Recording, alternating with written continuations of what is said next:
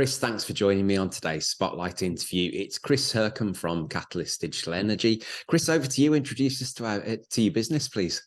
Yeah, sure. So I run a team of energy consultants. So we specialize in two areas, really. So we focus on the front end, which is kind of energy procurement. So that's anything from traditional fixed to flex procurement offerings, and then all the associated services with energy now. So kind of the total energy lifecycle management. So that's kind of bill collection, validation, energy analytics, carbon reporting, anything that's associated from an energy perspective. The second part of what we do is really based around energy services. So once people have kind of ticked the box that the contract's good and supports their business, it's really then about looking at how you can use less of that in the first place. So we do that through surveys, we do that through hardware, so we can look at all sorts of things from solar panels, on-site generation, wind, whatever technology is suitable to help that customer effectively either manage energy or use less of it, or even generate energy on site. And those two really complement each other in terms of delivering a full solution for our customers. Fantastic.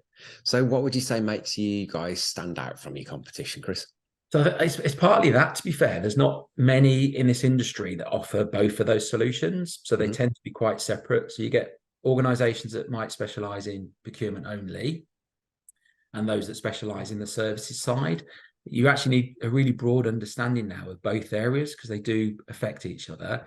And what we found is that within an organization, you get multiple touch points. So you might get somebody in procurement that doesn't understand energy management, or you might get somebody that's looking to do a carbon reduction plan, but doesn't understand the impact of how things might affect that, or how that might be linked into a procurement perspective. So bringing those two skills together really complements each other from a customer perspective. And then on top of that, we've invested a lot into technologies over the last 4 or 5 years.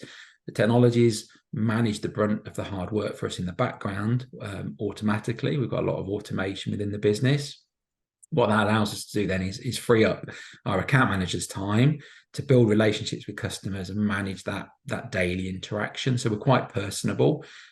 We dedicate people to projects, and those people remain on those projects, which again is quite rare in this industry, or rare across many sectors now, where you don't get that personal approach. It's more of a call center activity or different people all the time. So we get a very good relationship with our clients, and they start to respect that, and you understand each other's needs a bit better over a longer period of time. So that's probably the key to our uniqueness at the moment.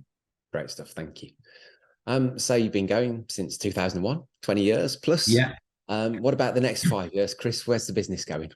Yeah, so I think for us, it's really about building a sustainable business. So it's managing the relationships with those clients. So for us, it's really key that we don't lose existing customers. So sustainability is a big word for us, both in in terms of what we do from a carbon perspective, but also then maintaining the business. So for us, it's just more of the same. It's growing the business, being personable, and making sure that we kind of deliver the service that customers have now become to expect from us. Great stuff. And what would you say your biggest learning's been since you've been a business owner? Yes, I think for me, it's learned to say no. So sometimes it's really easy just to get swept along and kind of pick everything up as you go, say yes to everything and worry about it afterwards. And I think it's a lesson that you can be told, but you're best learning yourself over a period of time. So I think realistically, in the last 5 years, I've really learned that lesson. I still find it hard to say no to people, so I'm a real kind of yes, I'll do that for you. But yeah, I think learn to say no and value your time that's associated with it. So you say no because actually my time's really important. It needs to be better used somewhere else. So that for me is probably number one advice for most people. That's great advice. And what's been your biggest challenge since you've been in business, and how did you overcome it? Yes, I think lots, to be fair. I think you always a challenge. Yeah, you're on a nice smooth road, and there comes a curveball all the time.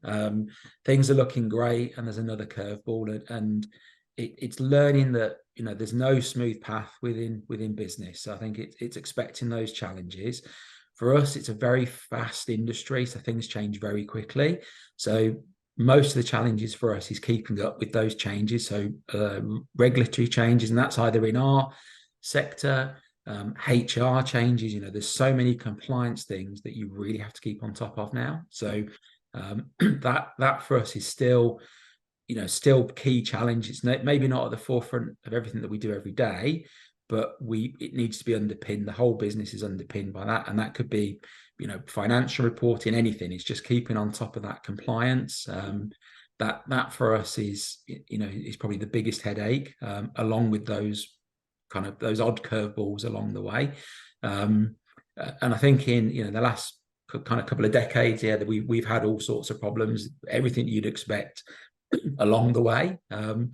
It's important you learn from those mistakes and learn that, as I said, it's not a smooth path. That there will be things that come out of the blue, completely unexpected, but you need to adapt to them and grow from those ultimately. Absolutely. Great. Thanks. With the benefit of the knowledge you've got now, no regrets, but just new knowledge. Yeah. If you're sitting having a conversation with your 18-year-old self, what would you say? Yeah. So again, a really interesting one. So I think, so I grew up really in a kind of a rugby background. So strong rugby background, playing at a decent level. And at that age, it's kind of some of the things that the older guys used to tell me was, from a work ethic, was kind of work hard, get your head down, and kind of do, you know, you don't really know what you want to do at that age. And looking back, when I was 18, I didn't really have a clue what I wanted to do.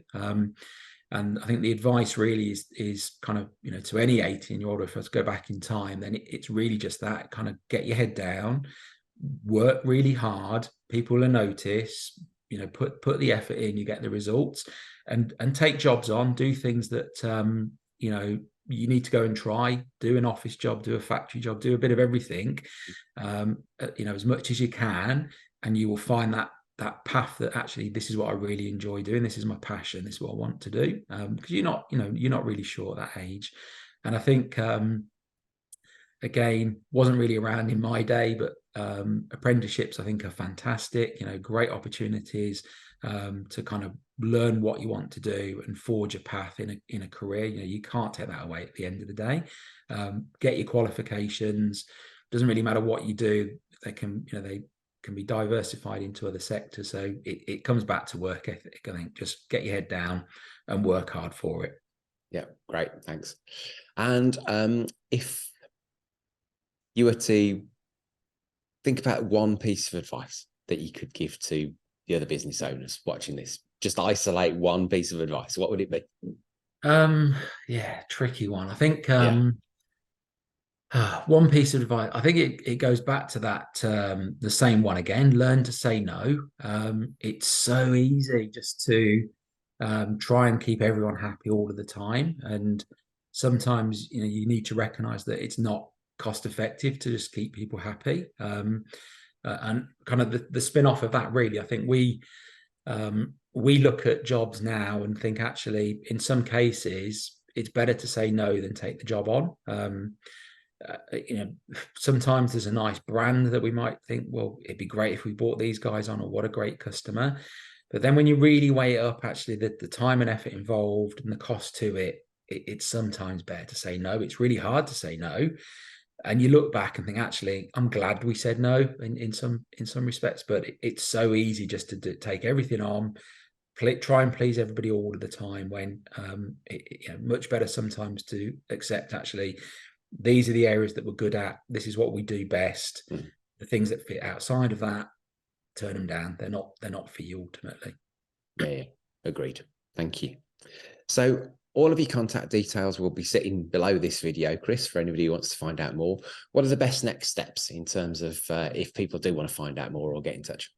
Yes, I think best thing really to do, have a look at our websites. We have a lot of really good information on there. So we provide a lot of market reports, a lot of stuff for free for people to go and have a look in terms of what's going on.